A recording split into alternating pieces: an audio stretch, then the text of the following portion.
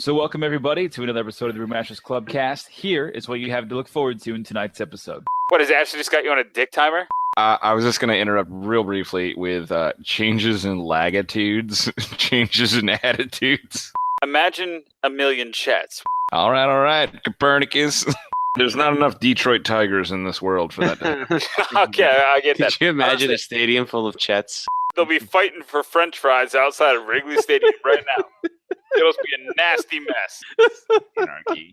You want to set it, insult your friends, and then maybe smoke a P-Funk, and then forget it? You want to chet it and forget it? I'm just saying. I was like, oh, what the fuck? This guy's texting me pictures of her front door. Can you please just How do I get on that? happen? I would love that. Basically, I'd like to quote the Orlando Weekly for just a hot moment here. Literally, the title here is Disney Erects Giant Woody at Hollywood Studios. This is a restricted area.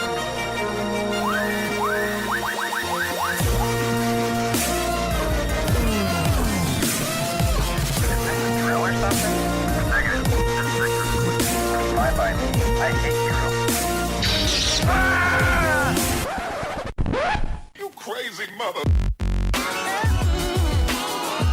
Welcome to the official podcast of the Brewmasters Club, Craft Brews and Geek News. Sit back, pour yourself a pint, and let's get into it. Now here's the founder of the Brewmasters Club and your host, Donnie Gallagher. Welcome to the Brewmasters Club cast. My name is Donnie. This is Craft Brews and Geek News. We are the official Brewmasters Club podcast. Again, Craft Brews and Geek News. We talk about national stories, local flavors, and our favorite geeky nuggets of pop culture. I am joined this evening by two of my good friends and co-hosts, Mr. Lausman. How are you? I'm doing excellent. A little busy, but excellent. I'm loving it. Of course, and the beard is rocking nicely. I like to see that. Yeah, a bit of color. Yeah, very good. And of course, we are also joined by Mr. Rye Guy, Brood Boy 813. How are you, buddy? Doing fantastic. Not rocking the beard because I can't grow one as well as Lausman, but it does look pretty nice from my angle. So great job, Lausman. Great job. Thank you, sir. Fantastic. And of course, I am actually in Key West on business, so we're hoping that this internet connection holds steady and holds true here at least. There may be some lag, but I can probably edit that out. I'm not sure. I'm just going to try and get through it. So we've got a lot to cover tonight, and we're going to do it in a very quick amount of time. Are you guys ready for this, the 66th podcast of the Craft Brews and Geek News? Wow, Yes. how did we get here? I was just going to interrupt real briefly with changes in latitudes, changes in attitudes. It's very possible we're going to have some latitudes tonight. I'm just saying. All right, Copernicus. The good news is we can hopefully edit some of that out. I don't know. Anyways, we always start off every episode by talking about what are you drinking, what are you going to drink, what's coming down the pipeline. Lausman, do you want to start us off with something special that you're drinking? Because I've got a couple stories. I can get into it, but why don't we hear from you first? Yeah, so I'd love to start us off. I have yet to taste it. This is going to be the first taste, but this is something I've been sitting on for almost a month now. Is it warm? It's not. How? Is it ready to hatch? All right. Excellent joke, gentlemen. But geez. this is the, I'm very proud to announce this is the Big Storm Brewing Company, Tampa Bay Rowdies, Kick in the Grass. Yes, I haven't Lager. had that one yet. Oh, I have sweet. not had that. Yes, this is also a commemorative can. This is one of the, you only can get this can if you are a season ticket holder to the Rowdies. That is why I've been sitting on this one for so long. Don't open it. Don't open it. What? Open it right now. Don't open it. Save it. Wait, why? What's happening here? It's I'll get you commemorative. another one. Just open it. I'm going to drink it, and I'm going to keep the can because the can's the cool part. So It's check worth more back with me. beer in it. Yeah, well, I'm not trying to go for value here. I'm trying to go for my own taste buds here. So check back with me later on what I think of this. But so far, it smells delicious. Good. Well, while you're trying that, I have been for the last 3 days, I've been in Key West. So I've been trying all the beers we have here. There is a couple keys that actually have breweries located along them. One of which is the Isla. I don't even know how to say it. It's the Isla Morada. So it's an actual like brewery on the Keys. It's basically halfway in between Hollywood or Miami, Florida, and Marathon. So if you were just to drive down that one strip, the only way you can get into the Keys, you will pass Isla Morada, and it's actually fantastic ale. This is a tropical IPA. It's a really, really good beer, and this is the first one that I tried. I touched down in the Key West airport, which is tiny if you've never flown in here.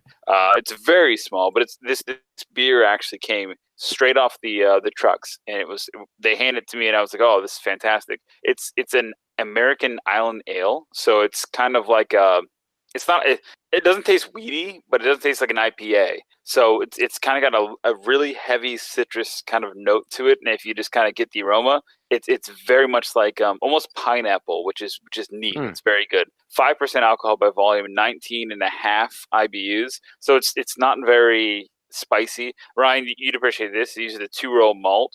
And nice. These Willamette hops, so it's light-bodied, citrus aroma, crisp and refreshing. It's like the perfect beer for Key West, is what I've decided. I tried like 3 or 4 of the different beers they had. Very good stuff. In addition to this actual beer that I'm drinking right now, there was like 4 or 5 other ones that I tried, and basically there's like when I touched down at Key West, we were just kind of hitting the strip of Duval Street, and there's a waterfront brewery, which is actually like right there. It's just off Duval Street, which is like the Bourbon Street of Key West. And I tried their Lazy Way IPA, which is like a 7.5%. It was pretty good. It was all right. It was basically just standard IPA, if you imagine like your Cigar City, but not as malty, not as heavy, not as like crisp. Like Cigar City always has that like hop tinge to it, where it just finishes a little bit piney, and I really enjoy that. But the Lazy Way. Yeah, it's that's what it is. It finishes so clean, but it gives you that like pine taste very last second, which I really like. The Lazy Way IPA didn't have that from Waterfront Brewery, but I did try the other one. It was a Truman Double IPA from Waterfront Brewery, and phenomenal. It was 9.5%, but it was phenomenal. And I actually took some 360 video of it, so I'll put that up on the YouTube channel if you guys don't follow us. Brewmasters Club on YouTube. Check it out. It'll be a fun video. I swear to God, like a sunset over Key West with a nice goblet of the Truman Double IPA at 9.5%. Fantastic. Of course, it was named after Harry Truman. It's very hoppy. It's very malty. It's very much a strong beer. Very drinkable though, so I love it. My time in Key West, those 3 beers amongst the other things that the Isla Morada had, very good stuff. So that's what I brought to the table tonight. But Ryan, what'd you bring? I was gonna say I don't know if I can compete with any That's of those. That's okay. It's not a competition. I know. No, it is for last man. All those beers sound really, really good. What I'm drinking on tonight is my home brew, and Donnie, I made this for you on your birthday. It's the coconut and lime ale. It's a 2-row Breeze with coconut. Brew that with the coconut and the lime in the last 15 minutes, and 30 minutes into the boil I use some Citra hops, and it comes out delicious. So I can say it needs a little more lime on this one. I'm not sure if the limes I chose was as juicy as the ones that were back in December, but it's still fantastic. You get the lime up front, and then you get the coconut on the finish. So I was gonna ask if you changed anything from the recipe from when you did, in December of last year. I didn't change a thing, but what I will say is that this one, whatever limes I used in this haul, weren't as juicy. So the lime is still there. It's present. You get a little bit of that lime sort of sour. Like if you were drinking a margarita wouldn't be overpowered by the lime. You'd have it there, but it's not as blended well this time. But it's still tasty, and I've got a whole keg of it. So just because, Ryan, we were talking about the adjunct, addition process earlier, like a couple days ago. But so when you add things like lime and coconut, when do you do that? Is it? I mean, obviously it's post mash, but is it dry hopping? Is it in the last few minutes of the boil? Like, what is your recipe for the lime coconut that you brew? So far, I've had really good success when using fruit in the boil, the last 15 minutes of the boil. So you had coconut and lime in the last 15 minutes, like in a bag itself. Yeah, I actually have a big, nice brew in a bag that I use. Not a muslin bag. I have a brew in a bag, and that really tends to help with everything. And for whatever reason, 15 minutes seems to be the magic number for whether it be the jalapenos or the or pineapples, or even in this case coconut and lime. Or Donnie, when we were doing your strawberry ale, it just seems to be the magic number. It just works. Any further than that, and I think you're overcooking it. Think of it like if you're trying to keep if you're cooking a pepper and you want the pepper to still be a little crunchy but also cooked, you don't want to cook it too long. You want it to be nice and fresh and crisp, but also still have that flavor. That's kind of how the same thing works with fruit. You don't want to overboil it because I think it would lose the flavor, but you don't want to be undercooking it either. So it just works. 15 minutes for whatever reason. And I enjoyed it. Like I said, I enjoyed the last one that you made for my birthday. It was great. So yeah, it's awesome. I'm just trying to get you to. I mean, as any home brewer, like you get to a consistency point, right? And you're like, oh, well, I can brew this with consistency and know this, and that. I mean, that's the point that we're all trying to get to in terms of like making a beer that people like, so you can replicate it. Oh, definitely. Well, I mean, repetition is key. If you make something good once, can you do it again and again and again? That's really the name of the game. If I can't, then I'm just pissing in the wind. So pissing up a rope, Laos? Yeah, I was about to say, up a rope in the wind, not a good way either. Which way? Don't recommend it. Well, I do agree with you, sir. The funny thing is, well, I guess Ryan, You've got a rope? No, we're not pissing up. Where's the wind? Nope. We're not doing that. What I was saying is that the funny thing is that Ryan and I actually have had some serious conversation about. Well, and, yeah, Ryan, I mean, correct me, keep me honest here. Like you've tagged me and stuff, and I've tagged you and stuff, and we're talking about the automation effect, like how much craft is there if you automate it, right? Mm-hmm. And so like you're a hardcore fundamentalist, right? And like you possibly would have blown yourself up just by checking the wires there, right? Oh my God, that would have been terrible. I mean, for those of you out there, of you out there that explain the learning there. So had my great vacation on a cruise, come back, had Monday off. I was like, what would be the perfect end to this cruisation, if you will, would be to brew a beer. Oh yeah, do that. Yeah. I'd prefer to brew a beer, but if I did, well then so be it. So I got everything prepped, cleaned my mash tun, got my hoses clean, got everything ready, all the sanitizer water is ready, everything's cleaned out.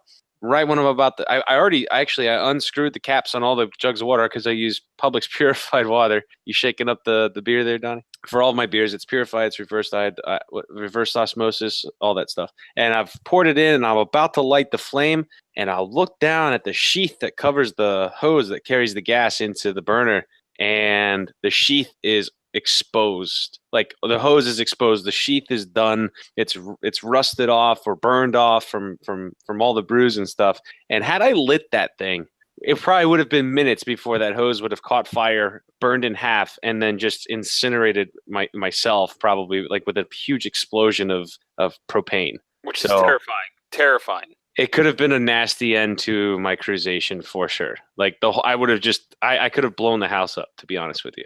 Yeah, that's awful. So I mean, so there's points to that too, like, right? Like, I'm guessing that, I don't know. So like, as a home brewer, you have to be kind of mindful of that stuff, right? I mean, you have to be aware of what's going on, your technological ability and what you're actually able to do in terms of equipment, right? So yeah, that's kind of just part of the game, right? Well, there are safer ways to do it. If I was more of an advanced home brewer, I mean, I could take and build coils, heating elements into my pot, if you will. I'm right now still using a propane tank, which is basically, using a turkey fryer stand with a boiling pot. But, safety is key. And I'm not saying that I ever got lax in that, because I have a huge fear of propane. Like, I don't even like using a propane tank on when I'm grilling, but that was like a big eye opener. But Ryan, like I've been, I know you haven't been, but I've been counting. You're well over 45 plus at this point, brews. Mm-hmm. So how many turkeys can you cook with a standard turkey cooker, right? I don't know. 45, evidently. Well, that's a tricky number. All right. Well, I'll skip there. Depends if he's winging it or not. Oh, Jesus Christ. Well, either way, let's just throw this one in the drum and keep going. Well, I will say, like a determined homebrewer that I am, I quickly cleaned up the mess there by moving everything out to the side. And then I did grab my grill from outside patio, brought it to my garage, and I tried my damnedest to heat the water up and to get it just wasn't doing it. So this weekend on your grill, on your what do you have, 3-burner, 4-burner? Yeah, pretty much. Not gonna happen. It didn't do it. It just wasn't the same flame, man. It just was not the same flame. So had to take everything off. I actually kept the water like a good Samaritan would. I put everything back. I mean, it was clean water. I just put everything back into the jugs. So I put the caps on top. I'm going to boil it off anyway when I go to brew it again. But I've got 17 and a half, 18, 20 pounds, somewhere in that range of grains in my fridge right now. And I can't use it till this weekend. So hopefully it'll stay fresh. Quick sidebar. Have you ever thought about using a Camp Coleman stove? It wouldn't have held the 7-gallon pot of water that I have. So that's great. So Ryan, I bring all this up, and Last Man, of course, like I've been telling you this stuff too. The automation, and Ryan, again, you tagged me. We've been talking about this stuff in terms of brewing. I don't want to dwell too much on this, only because we're already pretty much past the curb on what we've been talking about from a beer standpoint here. The Picobrew. The Picobrew has absolutely changed my life in terms of how much I appreciate brewing. Like it is a totally different animal. And I know that you're just getting back from your cruise, and I've told Laos about it, and like we've all talked kind of about how the Picobrew works and stuff. I've brewed now 2 batches on it. Haven't tried a beer yet. So I've still got to wait till I actually get a beer to fully sign off on this thing. But from the automation standpoint, it takes care of the cleaning. It takes care of the boiling. You can measure it all out, across on a spreadsheet here. It's really a very cool thing. And I know that, Ryan, I've given you some intricacies as to like how the brewing process has gone. And Laos, like I've texted you pictures of literally the machine physically brewing this stuff itself. So it's very cool. But I just want to, everything I've told you, Ryan and Lausman, I mean, I want to answer some questions because you may have some and I may have some answers. I may not have all the answers, but like, give me your download first, Ryan. Let me talk to you just to learn like what you think about this, just from the small bits of information that I've given you in the last week or so about Picobrew. And then, Lausman, I'd love to hear your thoughts too. Yeah, from what you've been telling me, it sounds like a really neat, clean process. Now, like you said, you haven't tried any of the beers yet, but from your reaction and from your passion, like I could just see you talking, through Google Chats here, and like your passion, your eyes are open. It's just like, really, really, yeah, there you go. They're popping out of your head. If anything comes of this, it's only going to make you want to brew more, right? And so as a starting point, it's no different than when I was starting off on my 1-gallon batches. Like that's what you're doing essentially. You're getting the process down.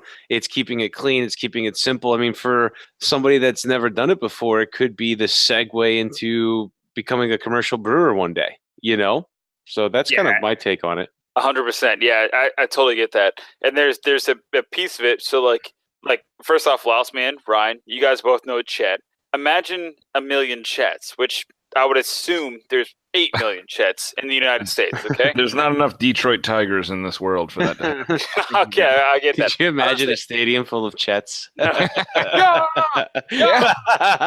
He's got a P-Funk. Who's got a P-Funk for bro? What I'm saying. 1 million Chetts out of P-Funks. Just go, come on, bro. They'll be fighting for French fries outside of Wrigley Stadium right now. It'll be a nasty mess. Anarchy. Anyway, oh my god, what I'm trying to get at is where I think this type of, so Ryan, like we've reviewed it, Ross Mania too. We've reviewed it where like, okay, yeah, ship me some of your wort, and then I just add yeast to it and I throw it in my closet, and all of a sudden I brewed beer. It's not that is not how the Picobrew works. You literally get a kit, Ryan. Like imagine, okay, you have your grains, your hops, your whatever. You put them all in one container. You slide it in the machine. Touch go, and the machine does everything. When you get the keg out of the side of the machine, it literally cycles everything through, and the result is wort. And so that wort sits, right? And then, week later, 2 weeks later, whatever, you put the yeast in, it sits back in the shelf again to be tapped later. So the valid points that I've had out of this thing is that it literally does. And also, I'm explaining this before I get your opinion because I want to hear your opinion once you see the process. But what you get out of this thing is that you don't have to necessarily do the cleaning, the sparging, the boiling, the temperatures, the regulating. It kind of all does that part for you. And what you get on the export is, hey man, take this, set it aside, add the yeast, add the conditioning, add the fermentation tablets, and you're good to go. Or the forced carbonation. So it's a really cool alternative to like what I'm envisioning is like a Chet. And that's why I say Chet, because if you're in a skyscraper in Chicago and you've got, a 2-bedroom flat that costs you $2,200 a month, I mean, that's kind of a bitch to find a garage or some place to homebrew. But this thing is the size of a Keurig, and it makes 13 beers, which is whatever, but you take more pride when you create it, right? Like even a cup of coffee, when you create, you put a pod in, you make it, that's my coffee, that's fine. It means something than going to Starbucks and buying it, even if it's as simple as a Keurig. This thing takes like 3 weeks to produce, so it's very cool. But Laos, from the bits that I've told you, from that really brief explanation, I mean, what are your thoughts on the Picobrew? So I'm very interested to see how it turns out. Obviously, without even trying any of it, I can't really talk about that. But I do agree with you. I mean, it's a neat process to be able to sort of put it. I guess assemble it yourself. Like it's almost like assembling it yourself. It's almost like the IKEA meets almost like an easy bake oven sort of mentality. But I mean, it sounds good. I mean, it sounds like it could be awesome.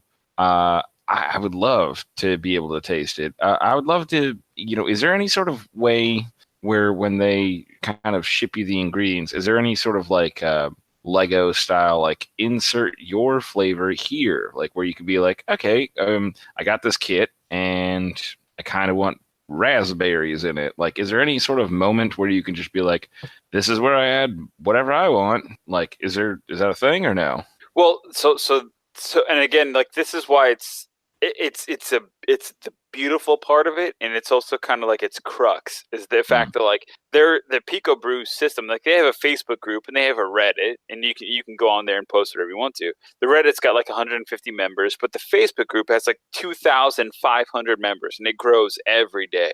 And the crazy thing is, I go on there and I'm like, hey man, the instructions were a little unclear. How long do I actually ferment this thing for? Boom. And I hit send. And then in 2 minutes, 4 hours, whatever, I've got 18 comments that are like, oh, well, I've brewed that same thing. You should actually do it for XYZ amount of time. Like the Picobrew, what they've created is this ecosystem. And that's part of like buying the people. A Picosystem. Yeah, I got it. Ryan, I made the connection there. Thank you.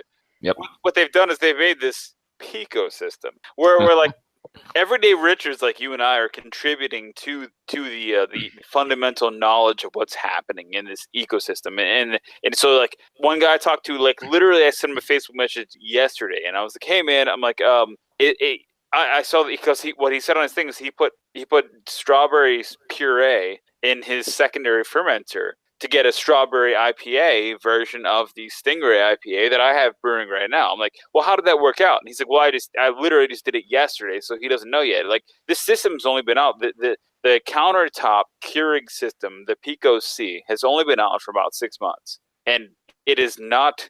It was crowdfunded, so it's not like they send a billion units out to like USA Today. I mean, they literally have 100 units and they sold them.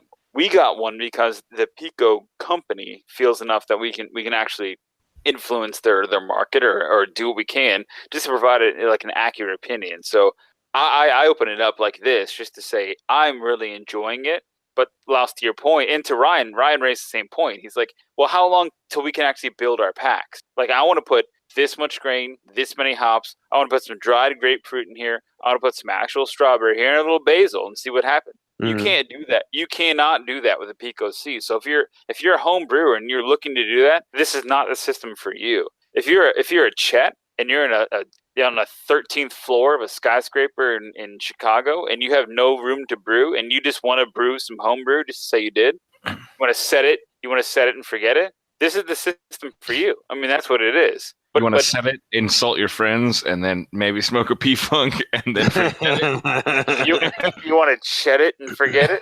Oh, I'm just saying. That's where it is. little Rompo Pico action going on. Oh. A P-Funk action going on. Jesus Christ, guys. Come on. I can't make this up myself. But no, Anyway. Donnie, to that point, though, I never even thought about for the people that are in homes or big high rises that can't. That's the beauty of it. Okay. And that's why I was telling you, because you were just fucking dogging it from day one. You're like, it takes all the. Well, it's not just you, Ryan. It's like every home. It's all brewer, about me, Donnie. It's all about me. I'm just saying, most home brewers, like, why on, like, we were talking right now in the same feed about automation and home brewing, and it's like, why would anyone go to home brewing automation? Is I put all my soul into my craft, and I like to touch each individual piece of it, and that's fine. But if you have a 2-bedroom apartment that costs $2,700 a month in Chicago, you don't have a fucking garage, dude. Like, there's 13 floors of those Richards, right? Like, every one of them may want to do the same thing. How can they possibly have a propane grill in their fucking back patio that overlooks the Miracle Mile? Like, you just can't. You can't do that. So, like, What solution for those guys can they brew beer and actually feel like they're brewing beer? I feel like the Pico system, the Pico C, primarily, because that's one I have, is that equation. It's very unique. It's very cool, though. Like, I'm sold. Well, it's not to sell people. No. The idea, I'll take 30. Double his offer. We got one. I will take 30. We have one. So triple that. We have one. We will try it out. There have been flaws. They sent me a couple of things that just straight up didn't work. There's a fermentation thing that you can actually stick. It's called a Pico Ferm. You can stick it right on the keg, and it'll measure the pressure and the temperature of your brew as it's fermenting.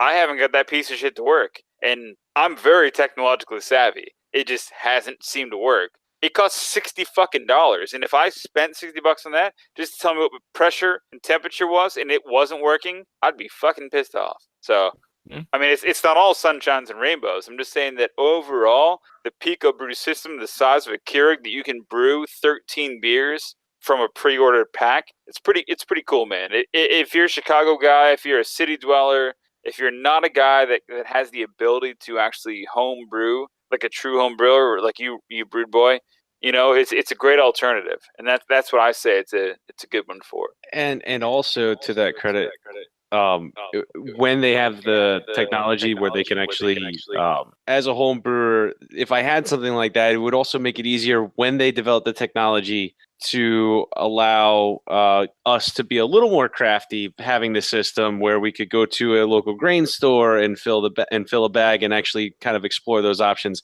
That would add more to the craft element, but we could also do test pilots on smaller levels and then brew them in larger scale. So I think there's a lot that, like, Donnie, to your credit for what you just said, we were kind of downplaying these types of systems in the beginning when we first started these podcasts, but now coming full circle, they are more practical. They make a lot of sense, and they're not really, and I get the feeling from Pico that they're not really just trying to be a gimmick, like, hey, buy our stuff and then never be seen from again. They're really trying to be in the mix of things and really inspire people to brew beer. So I think that's really cool. Well, I've heard firsthand, and I've dealt with it firsthand, because I sent them back. I was like, hey, this $70 thing that you guys sent me is a piece of shit. And they're like, oh, we'll send it back and we'll get you a new one. And that's fine.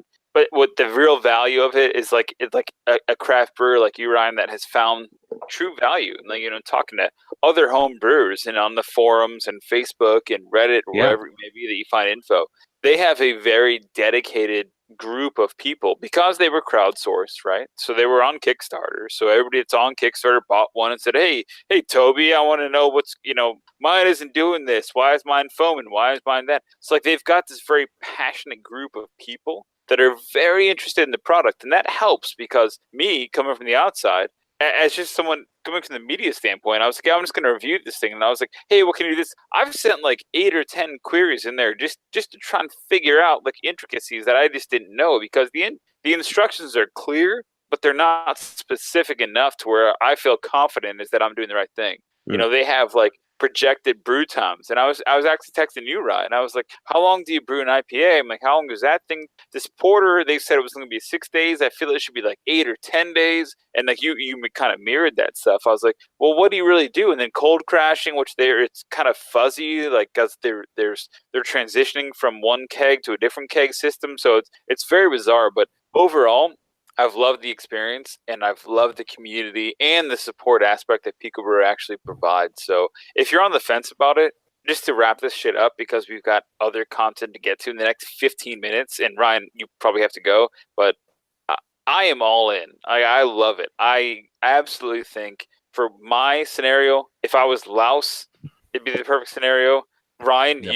you've got a garage, you've got the equipment, you've got the passion for it, you've got the drive to start, to think about a brewery standpoint. I get why you would not be on this, but for your appreciation of a small batch, of a test batch, totally understand it. So I am all in on Picobrew, and I think it is a fantastic product. And if you're like me or like Chet, or you've got a limited amount of space, I'd go for it, man. It's a fun way to brew your own beer and actually have some creativity and control over it. I can't wait to actually go through the process with you. I think it's going to be really neat. Well, wait till you try the cocoa porter I have, because it's cocoa vanilla porter. It'll be done by the time we see each other next. So sounds delicious. So and yeah, Donnie, to that, I am probably going to go ahead and get out of here. Can I throw a little sidebar note out to everybody real quick who's listening to this podcast, and maybe get a quick reaction that's not on the to-do list? Will that be okay? Yeah. All right. So I guess today around 6:24 there was an article posted. And did anybody hear about this with Amazon Prime? What was it? Yeah. So it's not much, but Amazon Prime beginning May 11th is actually going to increase their price of the Prime membership to $119 a year instead of $99. So I thought I'd get a quick reaction. Big deal? Not a big deal? Do you think people are going to jump ship? What do you think? Not a big deal at all. Fair enough. Yeah, I'm going to go ahead.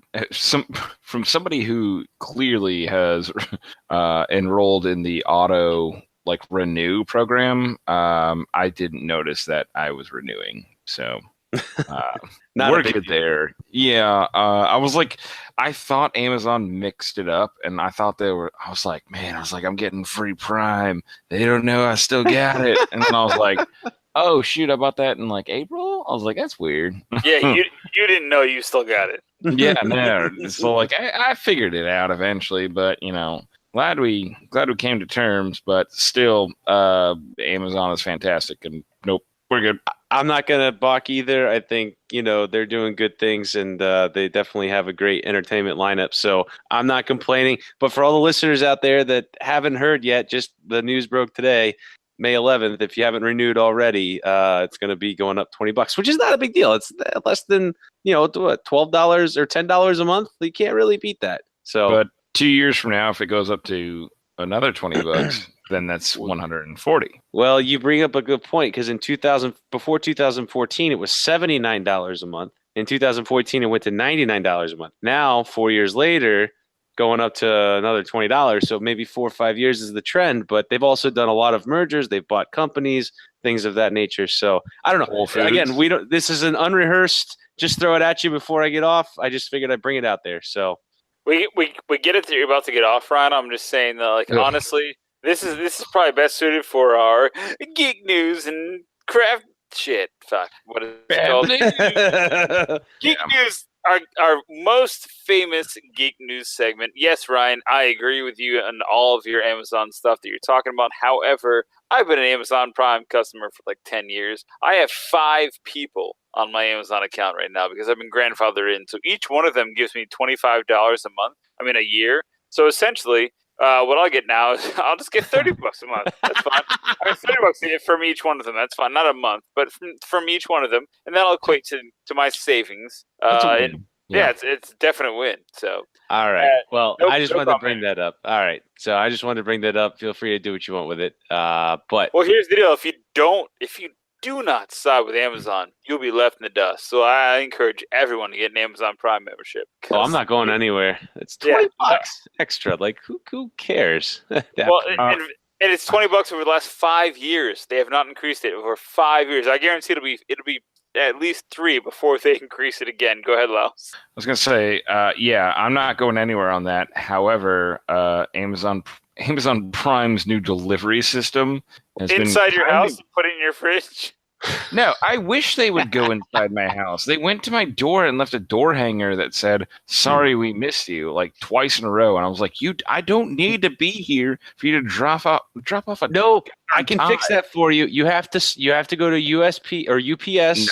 No. I fixed it myself. I called somebody and they go, "Oh, well, is it cool if we drop stuff off in your back door?" And I go, "Like I said earlier, yes, it is. Please do that exactly like I said." And it got to the point where they were coming up to my door and they put a door hanger and they go, "Sorry, we missed you." And I go, my Amazon account literally says, "Please drop this off at back door, please." Like it says "please" in the actual address. See, I get text messages now from Amazon. They're like, "Here's your fucking package." Yeah, they send you a photo. I'm like, Jenny, you work from home. Like, did you see this? She's like, no. I was like, oh, what the fuck? This guy's texting me pictures of her front door. Can you please just How do I get on that? happen? I would love that. I don't know, man. I get it sometimes. I don't get it every time. Like, just to be real.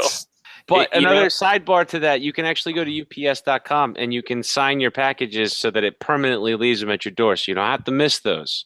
You can do it. My wife works from home. That's the problem. know. The problem here is I'm like, why the fuck don't you? She's like, I'm just working. I'm like, okay, all right, that's fine. Fully I immersed. would say the problem is that I work the actual damn mail room at my place of business. And so I literally can be the first person who sees this incoming mail packages or whatever, and still they mess it up. Like, just to go over it briefly, I mean, I'm gonna keep it in a 2-second nutshell here.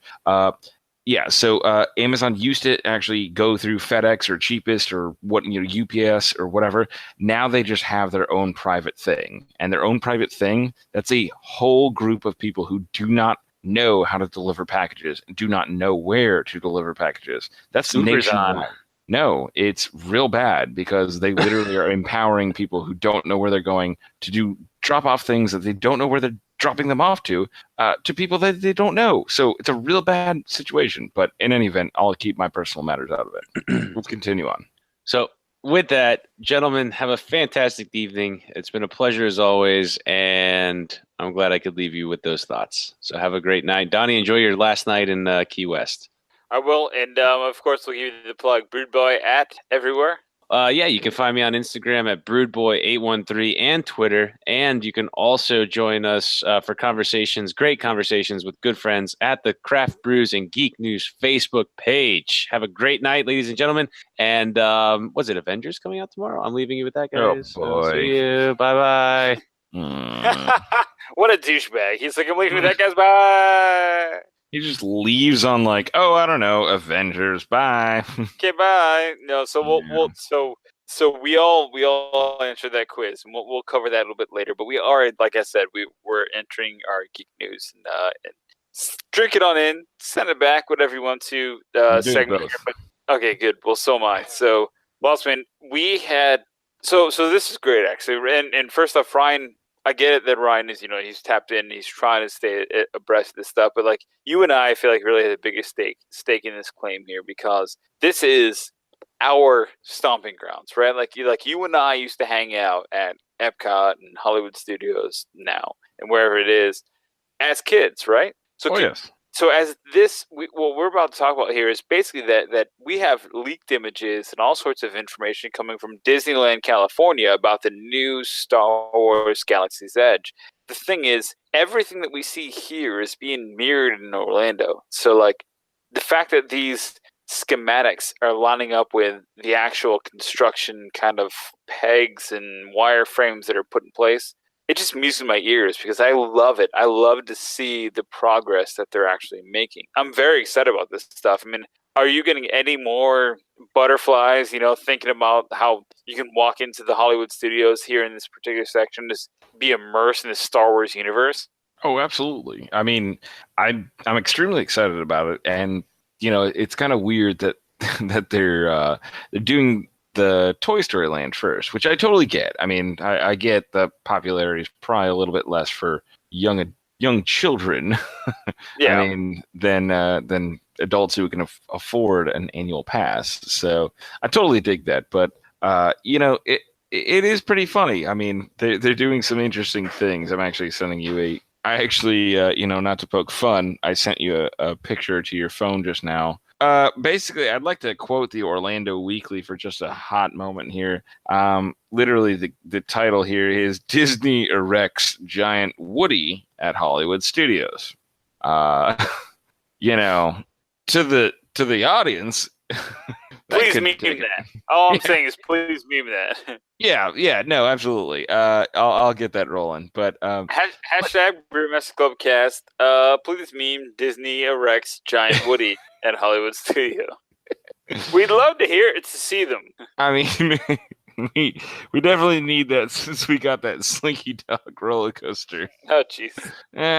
This is off the rails already. But either which way, no, I cannot wait. I mean, this is fantastic. With Infinity Wars, literally already technically coming out very, very soon, sometime sooner than later. But depending on tonight, actually. I know, but I'm trying not to date this shit. No, Come on now. I'll hide it tomorrow. It's fine. All right, well then, whatever. Then yes, with Infinity Wars blaring out the speaker box tonight. I'm very excited to see how this goes and how everyone takes this, and especially Disney. Yeah, so you did actually fill out the survey, which thank you very much. We do have a little bit of a competition there to see to see who was going to die in Infinity War. So give me your predictions, and I will relay mine. All right, you said first off Loki's gonna die. Yeah. You said second pick Grandmaster. Mm-hmm. Third pick Nebula. Yep. Fourth pick Stan Lee. Mm-hmm. Fifth pick Clint Branson. So, yeah, not a fan of him. All right. So Clint, who the hell? Clinton is just fucking Hawkeye. He's Hawkeye. Yeah, he's Hawkeye. Okay, all right. Not a fan of Hawkeye. Don't know. Is honestly, are we trying to pretend like, are we faking ourselves out here? His superpower is good aim. Is that what we're doing here? It's the goddamn thing.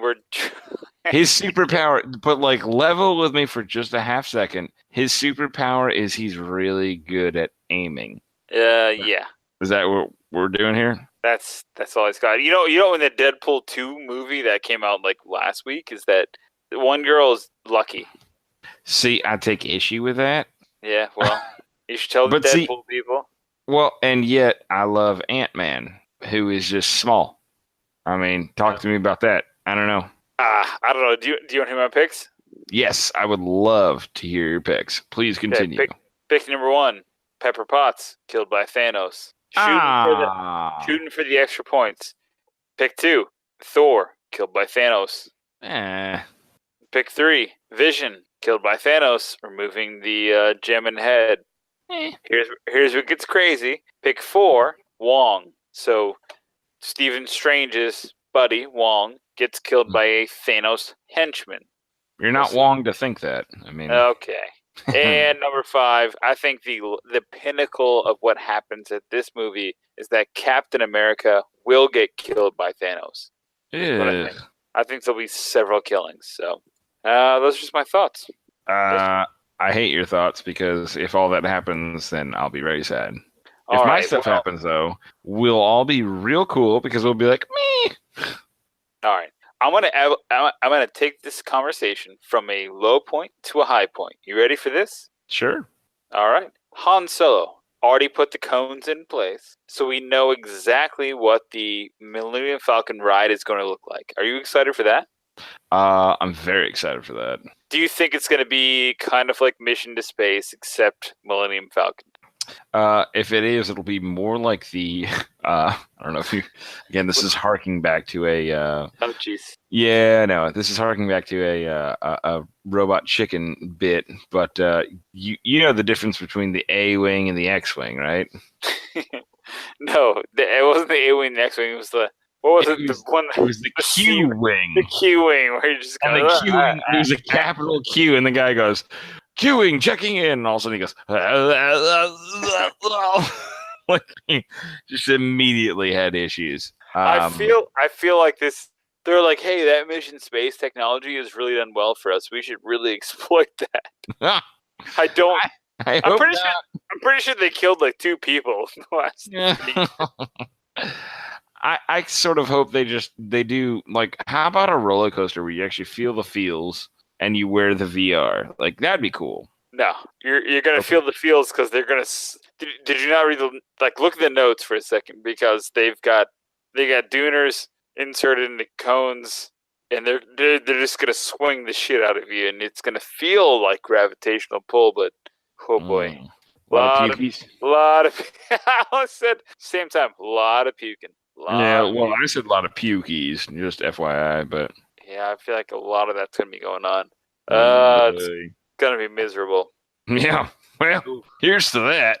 Well, the good news is they're moving straight forward, right? And we will get our Star Wars land here very soon, which I'm extremely excited about, because there's a lot beyond the rides and stuff. There's a lot of cool stuff that I think we'll be able to enjoy, and they're kind of like fine tuning that Magic Band tap stuff just to participate in the like environment stuff that they've been testing for like years, at Pirates and stuff. But very cool. So, Lost Man, I mean, it's we've ran straight over time. Do you have anything else you want to talk about? I can't wait to see a day where I am able to drink blue milk in the Star Wars and green milk. Yeah, splitting hairs here, but at the at World's Edge, or at the Galaxy's whole Edge. Yeah, well, whatever that is.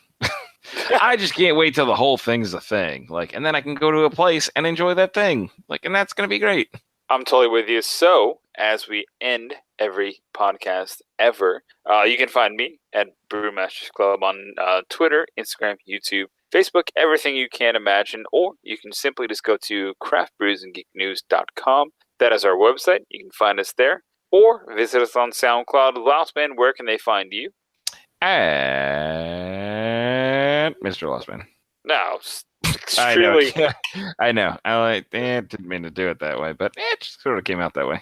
That's all right. It worked out. I feel like it worked out. And they can find you on Twitter, Instagram, Facebook, Yammer, Twitch, Tumblr. Stop trying to look for me. Blogger. What?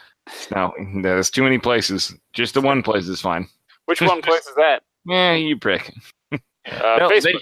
Yeah, no, actually, no. It should be on Twitter. Okay. All right. And as we say at the end of every single podcast that we have this evening for Craft Brews and Geek News episode 66, my man Louse. Stand up, sit down, or GTFO. Woo! You've been listening to the official podcast of the Brewmasters Club, Craft Brews and Geek News. Grab a beer with the guys and be sure to subscribe to catch additional content. Add this podcast to your favorite RSS feed or iTunes. Chat with the guys on Twitter at Brewmasters Club and Facebook and online at www.brewmasters.club. Cheers!